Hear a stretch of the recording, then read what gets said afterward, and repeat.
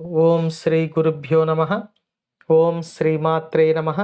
శ్రీ లలితా సహస్రనామ స్తోత్రంలోని 946వ నామంగా వసిన్యాది వాగ్దేవతలు శ్రీ లలితా పరమేశ్వరిని పంచయజ్ఞ ప్రియా అని కీర్తిస్తున్నారు.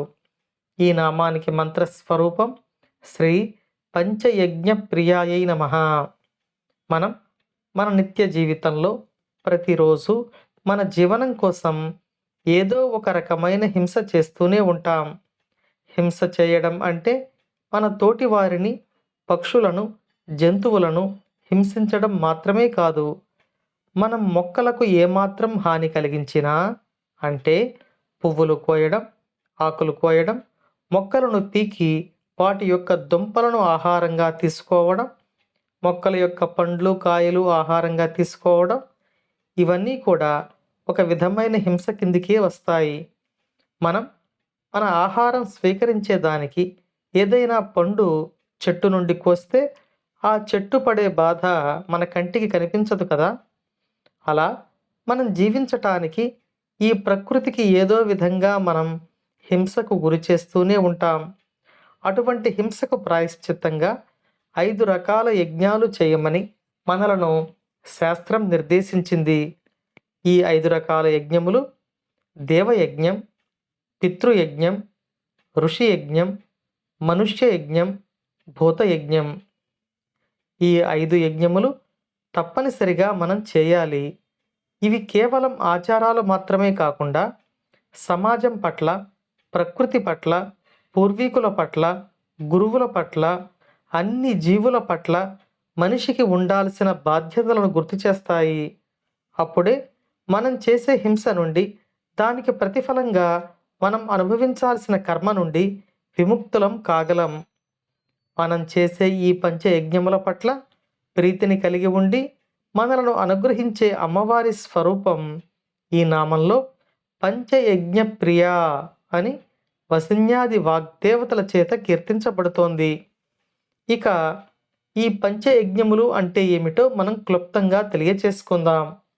ఇందులో మొదటిది దేవయజ్ఞం. అంటే అగ్నిహోత్రం ద్వారా దేవతలకు హవిస్సులు సమర్పించడం.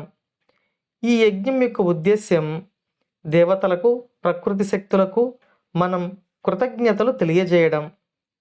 ఇక రెండవది పితృయజ్ఞం.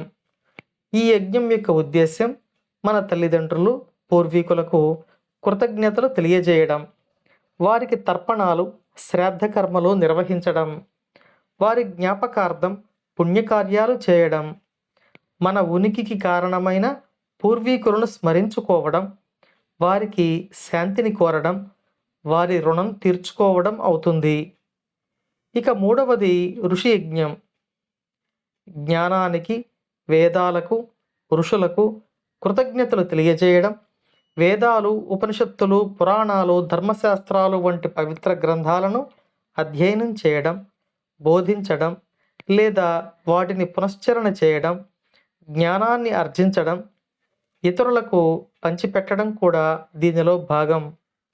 వేదాలు అధ్యయనం చేయడానికి అర్హత లేని వారు కనీసం పురాణాలను అధ్యయనం చేసి తాను తెలుసుకున్న మంచి విషయాలను నలుగురికి తెలియజేయడం ఋషి యజ్ఞం చేసినట్లు అవుతుంది. ఇక నాల్గవది మనుష్య యజ్ఞం. తోటి మానవుల పట్ల, ముఖ్యంగా అతిథుల పట్ల సేవ, ఆదరణ చూపడం, సమాజంలో సామరస్యాన్ని, సహకారాన్ని పెంపొందించడం, ఇతరులకు సహాయపడటం. ఇక ఐదవది భూతయజ్ఞం. సకల చరాచర జీవుల పట్ల దయా, కరుణ చూపించడం, పక్షులకు, జంతువులకు ఆహారం పెట్టడం, మొక్కలు నాటడం, పర్యావరణాన్ని పరిరక్షించడం, అంటే మన చుట్టూ ఉన్న అన్ని జీవరాశులకు మేలు చేయడం అవుతుంది. ఈ 5 రకాల యజ్ఞాలు అమ్మవారి ప్రీతి కోసం చేసి మనం తరించి అమ్మవారి అనుగ్రహాన్ని పొందాలని కోరుకుంటూ ఓం శ్రీమాత్రే నమః.